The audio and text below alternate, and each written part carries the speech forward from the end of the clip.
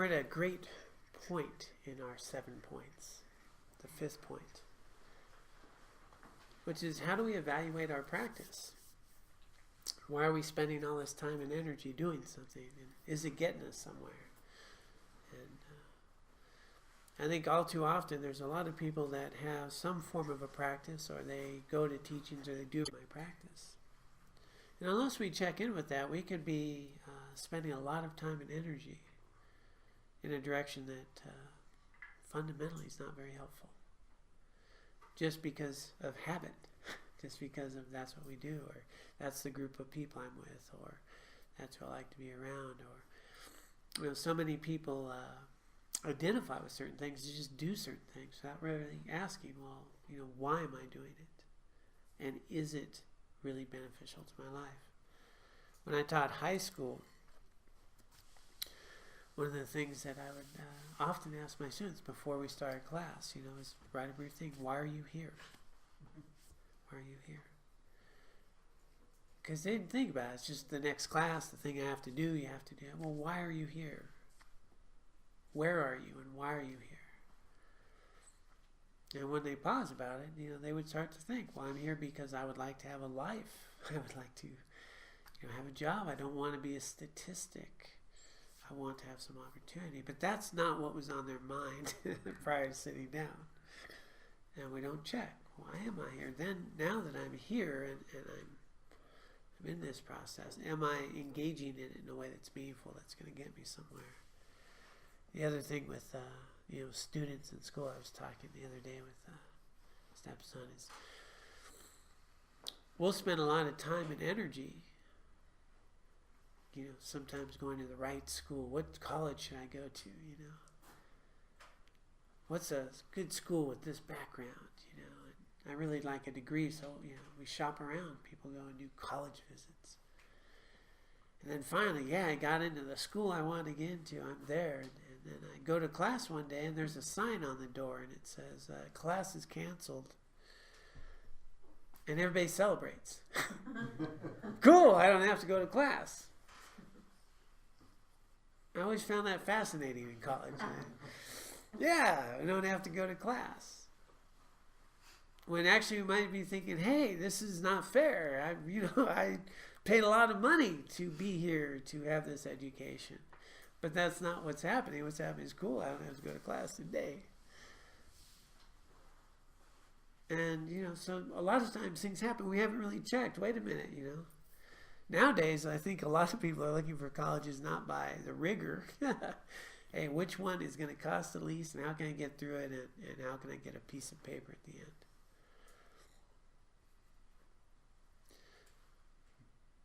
At least they're thinking about that. They're evaluating something.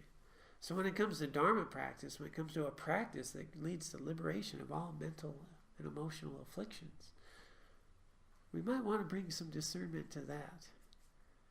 Am I on a path that's leading me there? Is this the right school for me?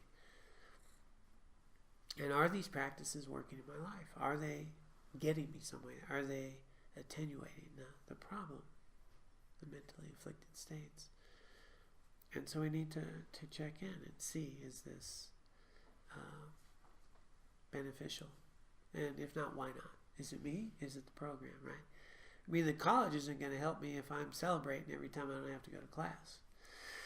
And I'm not going to be that much better if I just, not turn in my assignments. So here, as we engage in the 5th point, it's really looking at, are these practices working for me? And am I engaging in them properly? And if not, why not? And I love the title, The Measure of Having a Trained Mind. So how do we measure a trained mind? What's that entail? All Dharma is included in one purpose. I want to read quite a bit of this because he has some great analogies in here. Much pithier than anything I can come up with.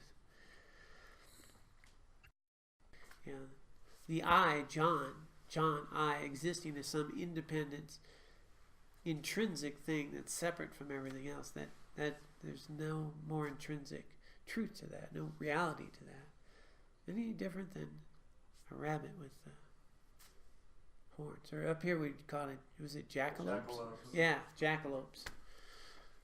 For those, yeah, we got a lot of mountain people too. Jackalopes. No different. John, no different than a jackalope. Doesn't exist intrinsically from his own side. Now, we can philosophically understand that. We've gone through that second point, ultimate bodhicitta, really understanding that truth fundamentally. And the main practice is about understanding that on a very clear realization. So this is the point that we've gone through this. We've worked with these points. Since beginningless time, this illusion has brought us suffering and discontent. John, independent, separate, intrinsically self-existent. All it's done is brought suffering, discontent. Seeking to be free of the suffering and find greater meaning and fulfillment in our lives, we practice Dharma. Many of us have by now encountered a wide range of practices: breath awareness, mindfulness, loving kindness, Lam Rim practices, meditations on emptiness, meditation, and even tantric practices. I was sneaking popcorn earlier. Suffering.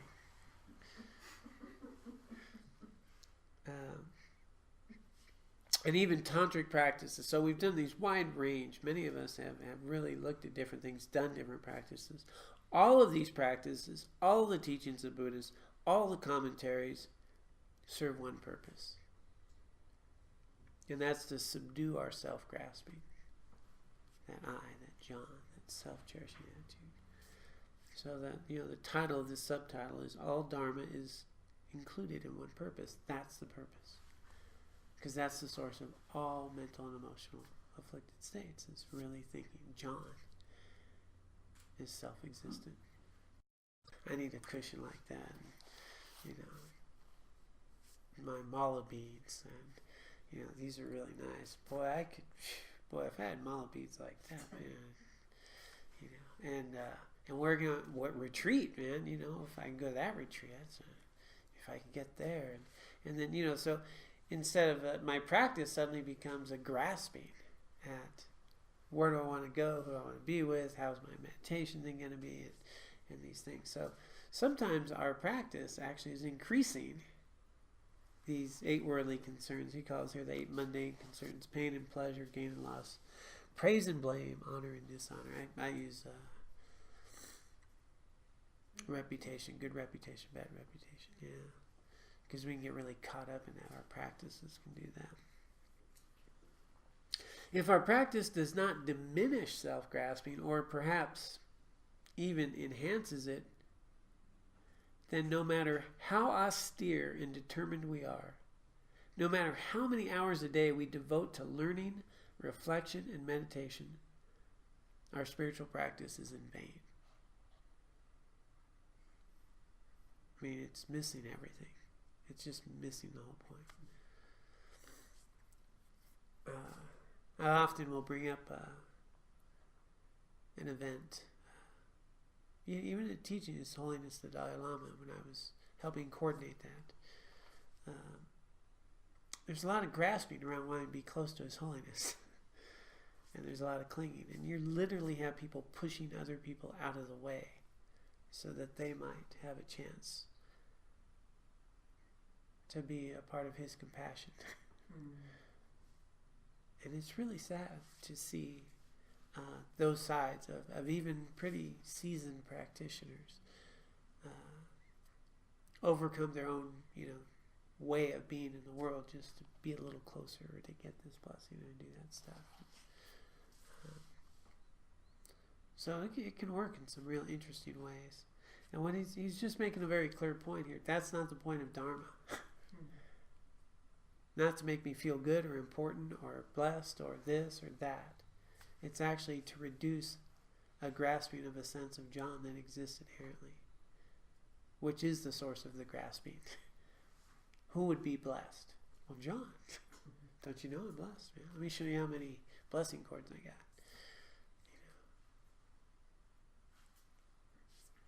So these practices are designed to eliminate that, not to enhance it. And if we're not checking, we might get mixed up.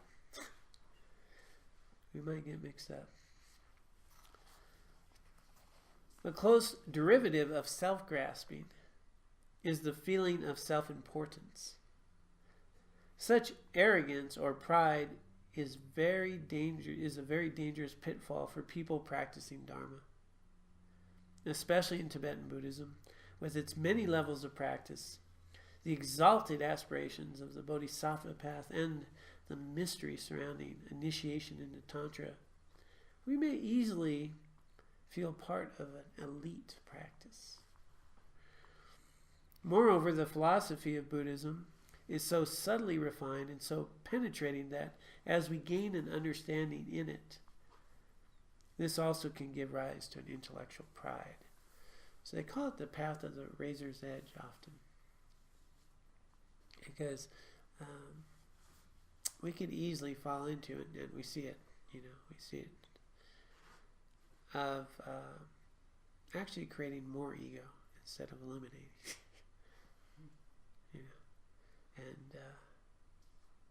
And just subtle conversations. How many times I've talked to someone and I meet someone and we're in a retreat or we're doing something, and you know what they're sharing is, I got a teaching from so and so, and I went and I did that. Oh, Dalai Lama, I've seen him 5 times. And, I've done, and that's the topic of conversation. How many retreats I've done, how many times I've seen His Holiness, or who I met, or I know so and so. And now we're name dropping,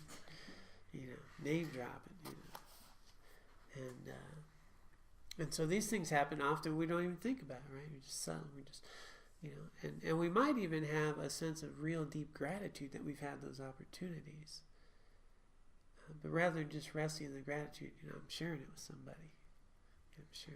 So these are things that, on the surface, often we may not even really notice. We don't notice. Well, what am I really doing? Why am I sharing that? Why am I sharing that? Do I want that person to know about me and how much practice I do? In which case, it's enhancing the grasping. It's not eliminating. It's not eliminating.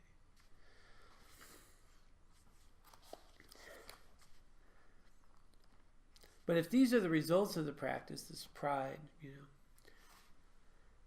then something has gone awry. And this is a great Tibetan analogy stuff. I love their examples.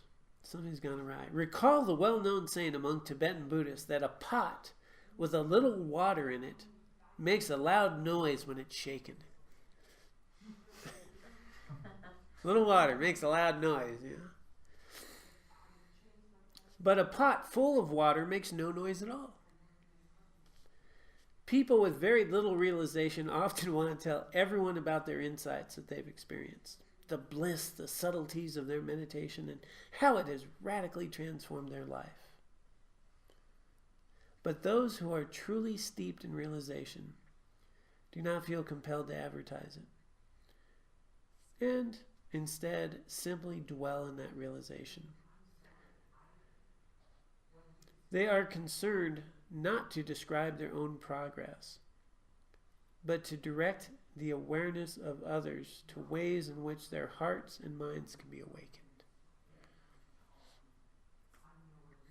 And so, that's these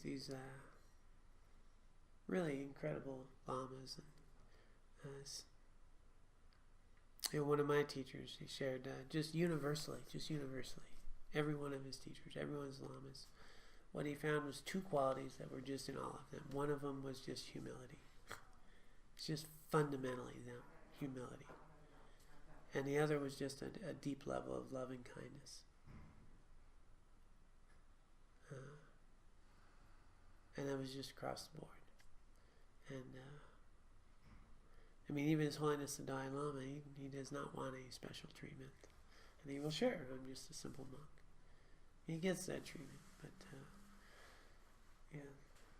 these teachers here, very similar qualities. And the thing that I've noticed with humility in my life is that humility is a natural byproduct of a sincere practitioner. That's just the natural byproduct. If I'm comfortable, just even in my own skin, I'm not in competition with anybody. There's nothing to prove. It's easy to be humble when I'm actually okay. I don't need to, if I'm insecure, now I need to kind of show you who I am. But if I'm actually okay, it doesn't really matter. Humility is easy because I have nothing to prove. And it's just this naturally arising thing. When you're actually confident, humility's there. It's just natural. And likewise, with lamas and so forth, teachers that, I just never forget. I in the monastery, I went to visit one of our teachers, one of the most accomplished in our whole monastery of like 1,300 monks and some great lamas. One of the most accomplished. I went to visit him, and he lived in this very humble abode. It was a very poor Kongsan, so they didn't have much money. And, it's like 100 degrees, And there's no such thing as air conditioning. Well, there is such a thing, but there's no air conditioning in pretty much in the monasteries. And so I go to visit him, bring in a guest that wanted to interview him. And he makes the time to meet with us. And he's just in a little tank top. It's got a few stains on it, He's wearing his monk's robes. And, it's 100 degrees. And we go into his place, and it's a simple place. And he just dotes around making sure we're okay. Are you comfortable? Can we get you some tea? What can we get? Can you have a snack? We want to make sure that we're comfortable.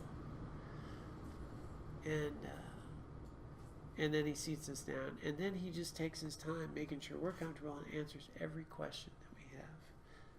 Patiently, thoughtfully. And I'm looking up at his wall, this funky little, shack, pretty much almost. And there's like a certificate from the governor of the state of Alabama. As he had been on a tour, and they'd done this big thing, and he has these things. And it's just this thing in a corner on a wall, and this other stuff, and this, this tank top lama, an old Tibetan lama, who had not an ounce of grasping, as you talk to him. And then I went to take him to another great Rinpoche, Tuku, and same thing. Are you comfortable? He was actually sleepy. He got up out of his nap. He tended to us, made sure we were comfortable. And then he gave us time and out of his day. These practitioners, they're as point here, what they're caring about is us. How to awaken the mind. How does that happen? And they're certainly not worried about impressing anybody. They're just not. And that humility is just a part of who they are.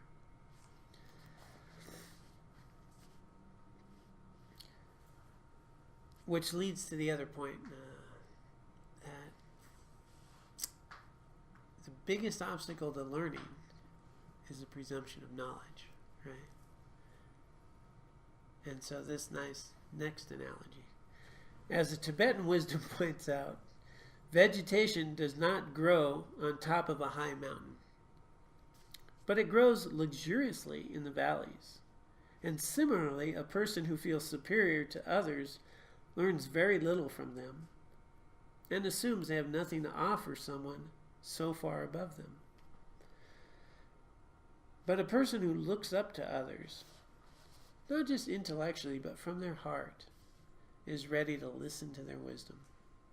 And just as the valley accumulates the good topsoil from above, so likewise the person is receptive to wisdom again and again.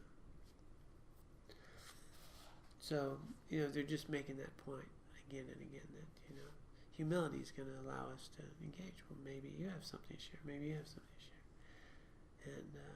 And we can gather that. But when I'm placing myself in some position of authority, instead of overcome things. I haven't. All of you have training. I don't. Everyone you meet is like that. But if I forget that, it's hard to learn anything.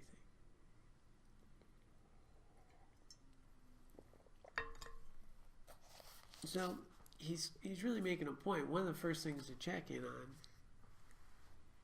it was my sense of self increasing. And sometimes it's very subtle. Yeah, I'm a Dharma practitioner. I'm a Buddha.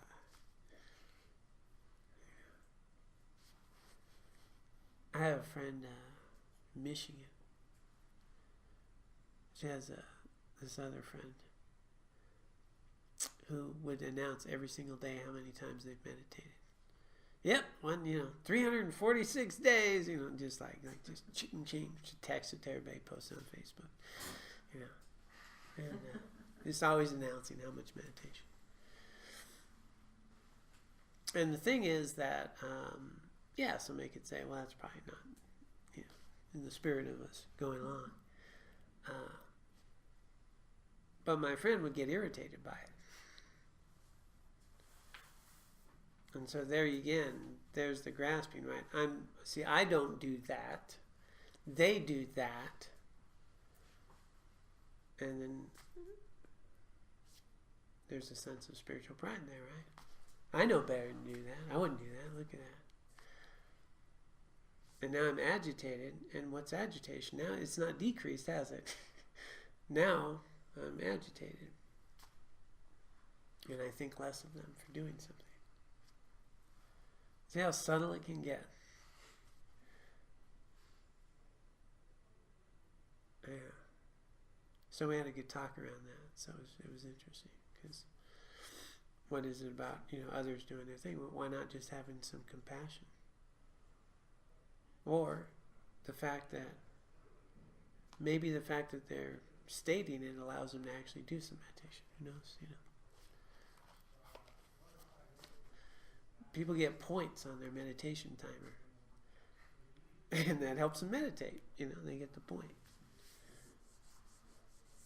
I'm not going to throw his name out, but one of the funniest things that we've done here is when we were setting up in the early days of the Dharma Center. We were in the round room over there. We're just setting up chairs, and I'm getting the timer set up because, we have an app. I set a timer. Timer that gives you points. Stars, you get stars. And it says, so-and-so is meditating with you. I'm looking at so-and-so who's putting out chairs. I don't think he's meditating. And said, hey, are you meditating right now? Says you are. And he says, it's great, it's totally cool. He goes, well, I will be, and I'll be meditating with you in a few minutes, and I want to make sure I get my points. Because you're using your timer. Which is right, yeah. So technically, he's not cheating, right? I mean, he wants, And I was just busting up, because I was, you don't look like you're meditating. And, but there's absolutely nothing wrong with it, because what it did was, it was that extra little nudge that got all those days of meditation in. And he's consistently, as a matter of fact, to this day, and that was, that had to be a year and a half ago, 2 years ago maybe, right? And I'll tell you what, when I go to meditate early in the morning, he actually is meditating with me still.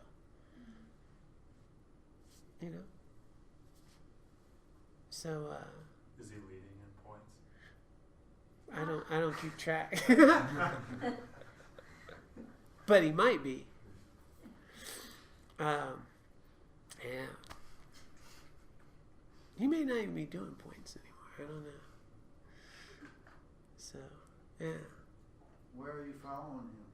Well, side note, we use this app, and it's called Insight Timer. So, yeah, Insight. So sometimes your friends, it'll say who's meditating with you, and so since they're your friend, it'll say so and so just complete. So in the morning, like like there'll usually be a few people that say, "Has just meditated," and they'll even send you a message. Thanks for meditating with me. People you don't even know will send you a message. So is that a bad thing, or is that an encouraging thing that inspires people to meditate, and that there's a community there with? What do you get to redeem the points for? I haven't looked into that. Like at arcades when you take up the tickets and you get like bouncy ball or like Zippo lighters. Zippo lighters. Or like a little plastic spider.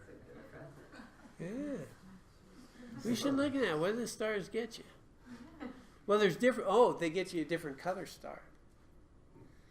After so many stars, then you get like the other color star. Then you're at a new level. That's right. That works in preschool. Yeah. Stickers. You get happiness. It's like for stickers. all Yeah. Yeah. Yeah. But it might be so many.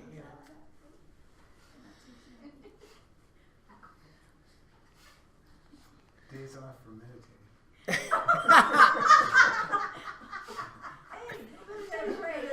Yeah. Meditate a lot so you don't have to meditate. No. Actually, with the Dzogchen tradition, if you're a really good meditator, you can enter into a state of non-meditation. So maybe that is the goal. But the point being is that different people need different things, and they use different tools. And when we get all in our thing about, well, they're doing that or they're doing that. As a matter of fact, I've got a friend of mine who I lead retreats with who's in a different Buddhist tradition. We lead retreats. And he does not like the app thing. So, I like the app just because I can push start, and I don't have to look again, and it'll ring again. Whereas if you got a bowl, you got to every now and then check. So this way I don't have to do that. So we lead retreats, but he's old school. So I'll go in to lead the meditation more, and he'll have a bowl sitting right up there for me. There you go, John. And I'll go up there and I'll take the bowl and I'll move it aside and I'll pull out the app. And we'll do this thing back and forth. And last year at our retreat, I used the bowl. Yeah, why not? Let's do a bowl. But it's those little things that different people have their things, And if I start, we can get that other spiritual pride about how many people need all the fancy foo-foo stuff to meditate. All I need is a little, I used to carry around, my meditation cushion for practice was an inflatable camping pillow. They're just about that big, and they roll up. They're easy to travel around, but does the right thing, easy going, right? Pretty simple. And, but yeah, what if you're one of those people that does that, and then you notice everybody else who has all their pillows and their things and all that layout stuff, and then you get people going, well, look at them, they need all that. I just need this, right? Right, and then cross-legged, not and then you'll get people who will sit cross-legged who have no business sitting cross-legged, right? Because it hurts and their hips aren't open, and they should be in a chair. It's more comfortable. You'll get better. But just out of pride, they want to sit in a particular way, And so, just all these mental gymnastics that we go through as spiritual practitioners. And is it really alleviating the core problem? Or am I just keep adding to it in different ways? And I don't even know it. I don't even see it. And then I'm looking at somebody else going, they think they're a Dharma practitioner. And as soon as I think that, guess what I am? Not a Dharma practitioner. Yeah. But, and then we'll get into this. There's, like, maybe really glad that they're getting their stars would be a better Dharma practitioner. Really glad they're meditating and they're getting their stars. It's awesome. World's a better place. Empathetic joy. They're meditating and they're getting their stars. That's great.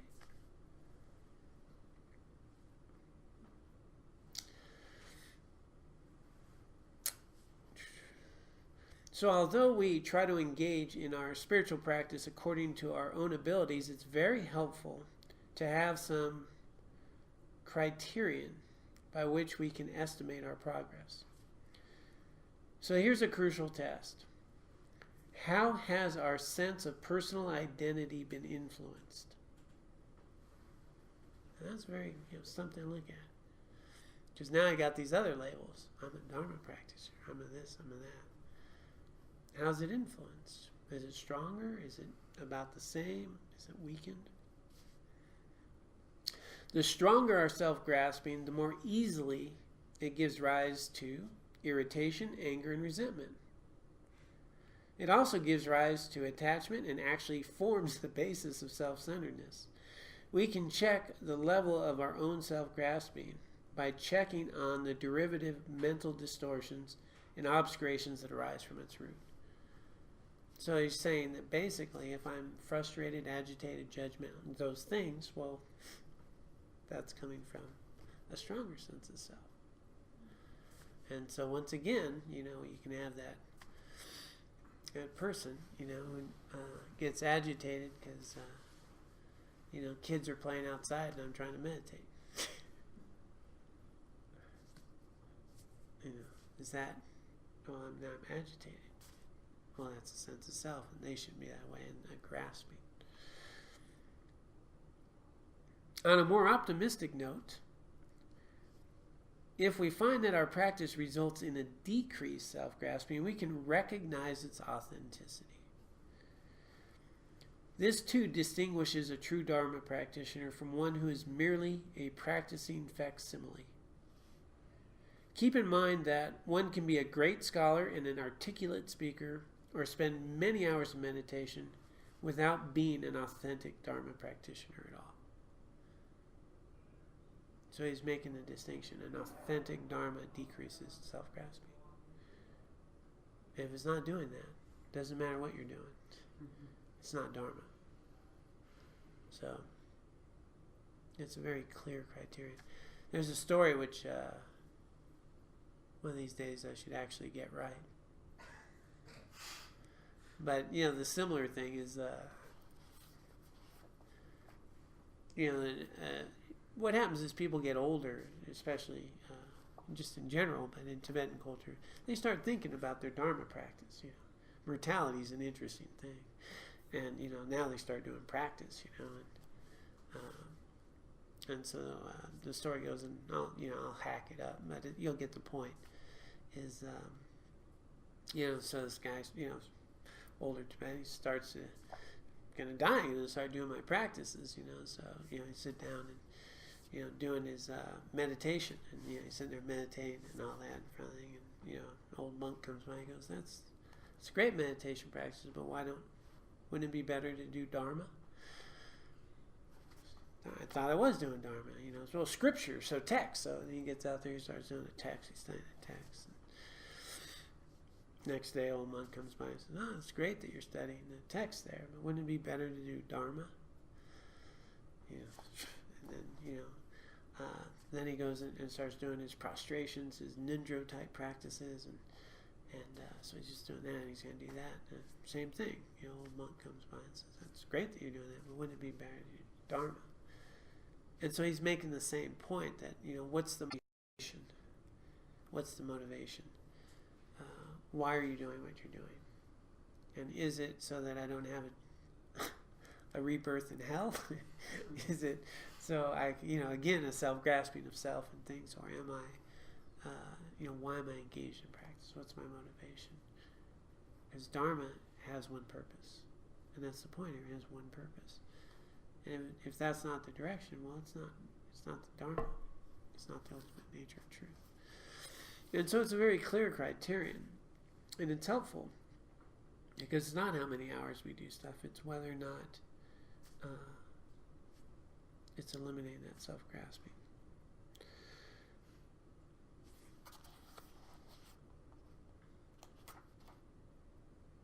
So the subpoint of the first measurement is just really straightforward. All Dharma is included one purpose. That's it. And if you're doing it, it doesn't matter what you're doing. If it's decreasing the self-grasping, well, then it's Dharma. And that might be picking up kids at a schoolyard. I'm practicing Dharma. Not doing 100,000 prostrations. It might be, being patiently attending to someone. And I'm practicing Dharma. That's Dharma. So it's eliminating that. It's not how it looks on the air sign or what you can quote or anything like that. The second subpoint is maintain the chief of the two witnesses. And so this is a real interesting piece, that there's two witnesses. There's how do we evaluate who we are? Two witnesses to my behavior, to my attitudes, to how I engage in life. One is you. Others are a good example. Sometimes you can point out things that I'm doing that maybe aren't very helpful, and you might be able to encourage me when you find something that's helpful, and that's relevant. But it's not the chief way to really evaluate our progress. So maintain the chief of two witnesses, others and self. And so it says, while it's worthwhile to heed other people's estimation of us, it is not the chief of two witnesses. We can pull the wool over other people's eyes, either intentionally or unintentionally, by showing our best side regardless of what's going on inside. Others are to be taken into account. It's important. But the chief witness is our own internal awareness. With careful, honest introspection, we can judge the quality not only of our physical and verbal behavior, but also of our own private mental activity. No one else can do that. We ourselves are the principal witness of whether our mind training is authentic and working properly. And so one of the stories they have within the Lam Rim teachings is that teacher is in his hermitage and his practices, and the benefactors were coming. So his benefactors would come visit. So benefactors are those that provide the support, the food, and the place, and all that. And so he cleaned up his little room, he got all the offerings out. And he set up the shrine just so, and, benefactors are coming, made the place real nice, and sat there and was, his practice. But he realized my motivation was to impress my benefactor. So he just threw dirt all over the stuff, and he just threw it all up and just let them come differently. This is what it is. And so he checked his motivation, and he just threw dirt all over it and just did the thing, just because his motivation wasn't pure. And so that's that chief witness. What's my real motivation? Why am I doing this? And no one else can do that for us. So that's important to check in. Likewise, though, we can fool ourselves pretty well. We can rationalize a lot of stuff. So holding a balance between others in front of me and observing what's going on with my motivation. And the last sub-point here, which is, I just think the fundamental point that we can really relate to, is that ultimately, if we want to evaluate our practice, fundamentally it comes down to, are you any happier? That's kind of a nice way of looking at this. Because if I'm a Dharma practitioner, I'm going to have a lot more joy in my life just more naturally. Those mentally afflictive states are not going to arise so frequently. And so that measurement on the other side of the spectrum is, they call it a cheerful equanimity. I like that, cheerful equanimity. So it says here, we can judge whether our practice is fruitful and the mind training is succeeding if, regardless of whatever unfavorable circumstances occur, we respond with the antidote of cultivating the two bodhicittas. And, satisfied with that, we do not become discouraged or depressed, nor respond with unwholesome action. In other words, we are encouraged to measure how consistently we reside in a state of cheerful equanimity. I mean, that's the measure. Am I applying the antidote? Am I getting caught up in self, or am I going with ultimate relative bodhicitta? Am I really viewing every opportunity as an opportunity to cultivate these bodhicittas and not get discouraged? I mean, that's the measurement. Now, the other side to this is the other trap that people get into. Because we think that we should be in cheerful equanimity.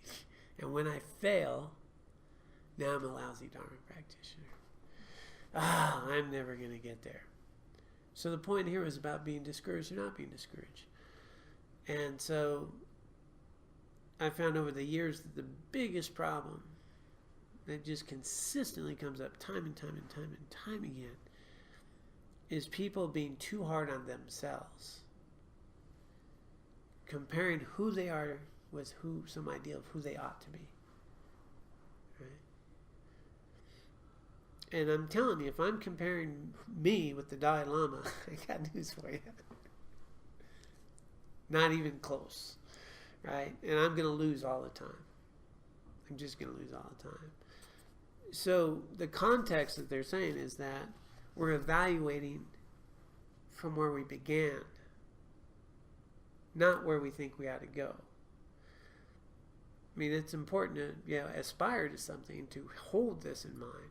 But if I am getting caught up and discouraged because I'm not as compassionate as I think I ought to be, I'm not as patient as I think I ought to be, and then that becomes its own afflicted state. Then it's I again. And then I that isn't who I think I ought to be. There's a lot of I's in that. As opposed to, realistically, I have mental and emotional afflictions. The label John lives in samsara. It's messy.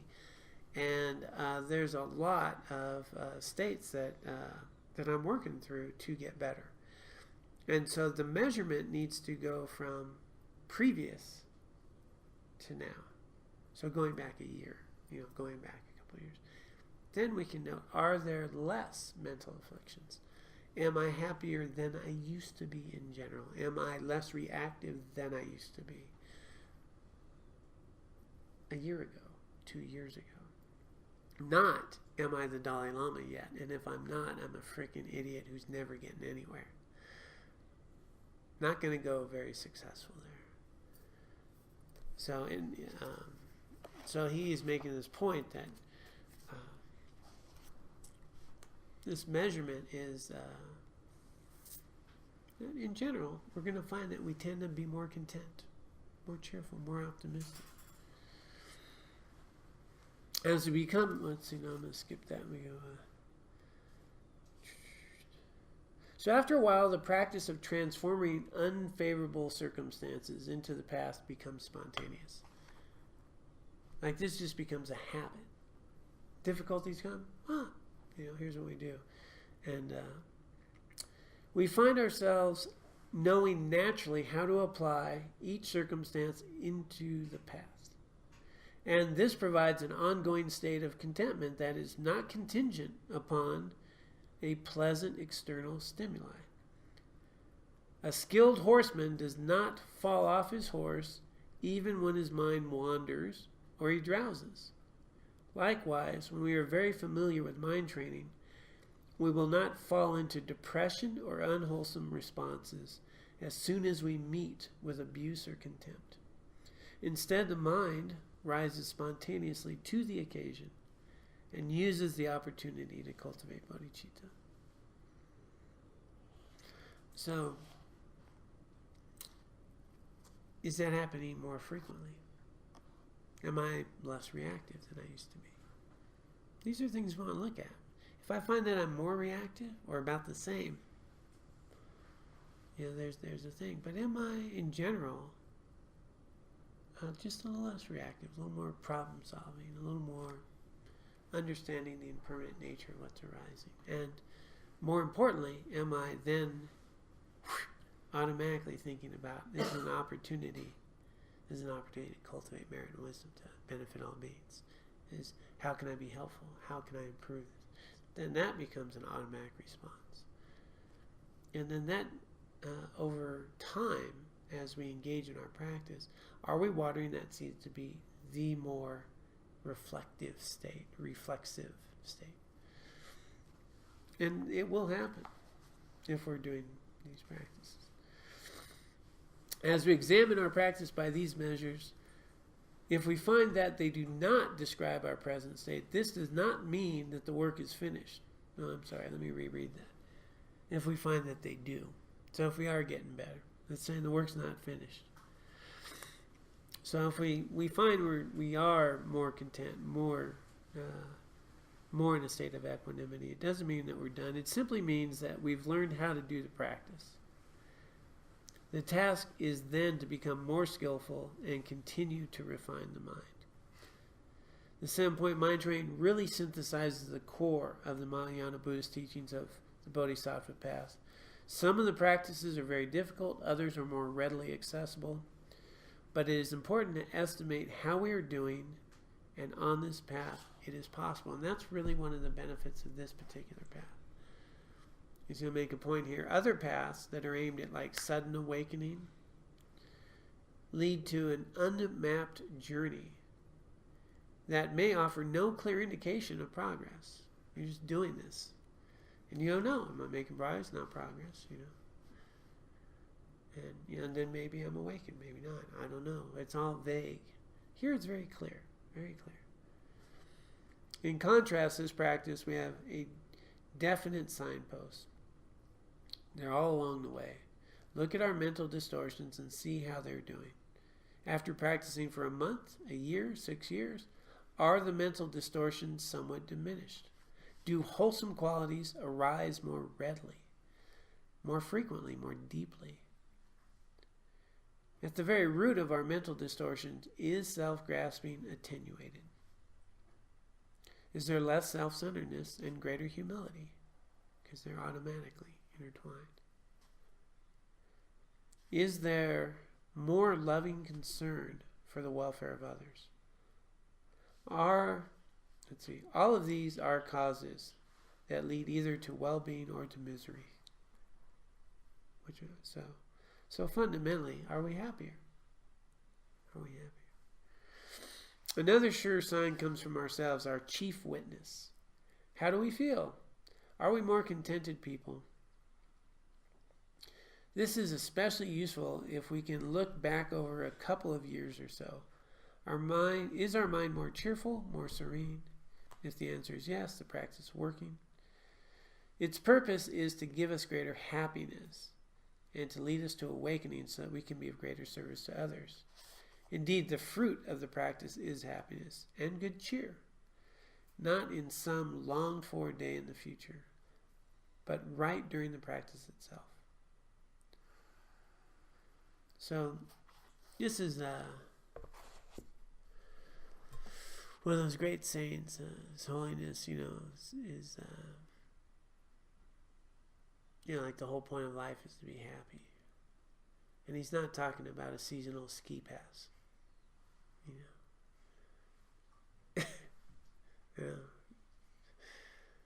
He's really talking about that state of inner contentment, well-being,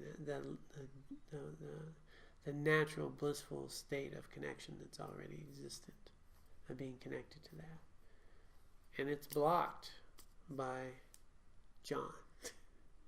Very concrete, self-existent John, who is very concerned about what John likes, what John wants, and how John thinks the world should be, and judging and evaluating everybody else, and literally having the keys to how our whole political system should run. I could tell you. I have absolutely no training in that field whatsoever, but boy, I could tell you how it ought to be. And then I can get pretty frustrated when you think differently. A lot of anger, frustration, clinging. So the practice then, and again the main point, second point, is really understanding the ultimate nature of ourselves and the world that we live in. And in that, there is no self-existent John. That is here every single day. That doesn't change. That isn't interdependent on. who I'm with and what's going on, and the things I've done previously, the experiences I've had. It's all an interdependent arising, and this moment is different in this moment. And even how I'm arising to you, every single person here is having a very different experience of John.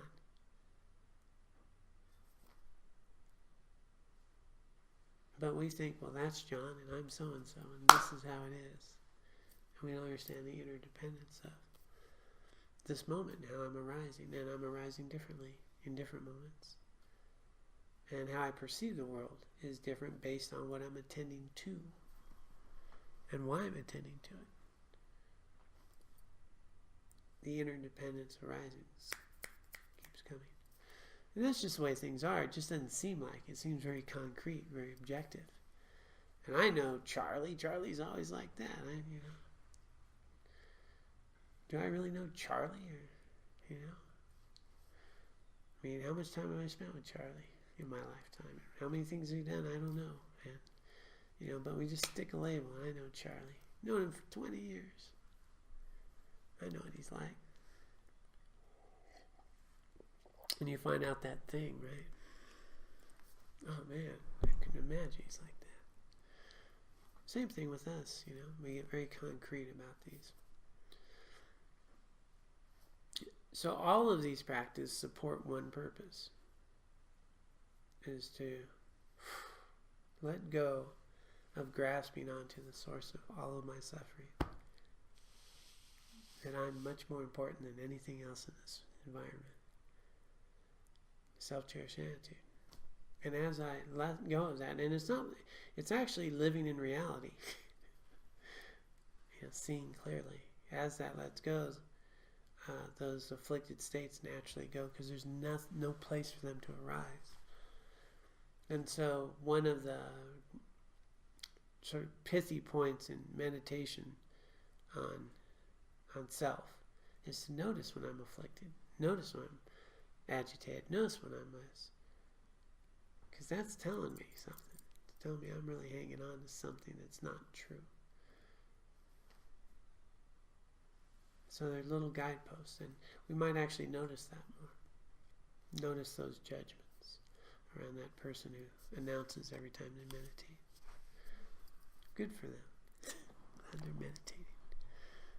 Or, what's going up and why would I feel not so happy about so-and-so?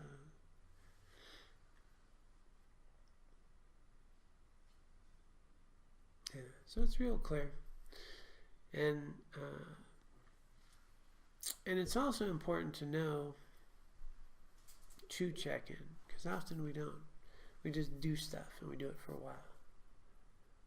And is it really beneficial? Why am I here? Why am I here? Is it worth my time? Is it worth my time? And if it is something valuable, am I engaged in it? Am I engaged in a way that's really meaningful? Or am I excited when there's a sign on the door that says, no Dharma class today? Cool. I go hop in the hot tub instead. Yeah. Oh, meditation class canceled. Yeah. Or do I embrace these opportunities, make the best use of them? Yeah. So that is the fifth point. And so as we've gone through these first five, the main practice is always cultivating the two bodhicittas. And everything else supports that. The 6 and 7 will be these really, what they call these slogans that really help us in that process. And we'll get into those in a few weeks, because I'm going to be gone for the next couple weeks. We're going out to Santa Barbara to do our trainings out there. So those of you online, we will still have Dharma teachings. We'll actually have someone who knows something as opposed to me. We're going to invite some really wonderful videos, hopefully teachings from probably Jetsuma Tenzin Palma. We'd like to bring her here as much as possible, since we're going to literally bring her here. We'll keep cultivating those seeds. So So for the next few weeks, we'll have teachings by Jetsuma Tenzin Palmo. We'll show them on a video here. Those of you online that attend from afar, like Gunnison and Durango, we'll put a link on there so that you know what to watch, and we encourage you to really listen to such an amazing teacher. And then at the Dharma Center, we'll have all the same practices, and we have a good group of people here that are going to fill in and make sure we have meditations and everything take place. So encourage that practice. Okay, now dedication. Dedicating the merit and wisdom we've accumulated here today for the benefit of all sentient beings. Let us dedicate the merit and wisdom that we have accumulated here today, both individually and collectively. We dedicate this for the benefit of all sentient beings. May all sentient beings be free of suffering and find lasting happiness. And may we be able to use the merit and wisdom accumulated here today and throughout our lives to purify our own minds, to help us cultivate the two bodhicittas, to have the mind of awakening for the benefit of all sentient beings.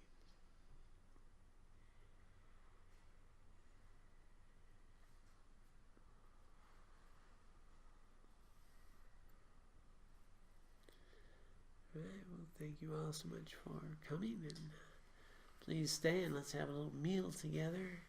And thank you for joining us online. Be well, and as always, try to stay out of trouble and apparently be a little happier in the process.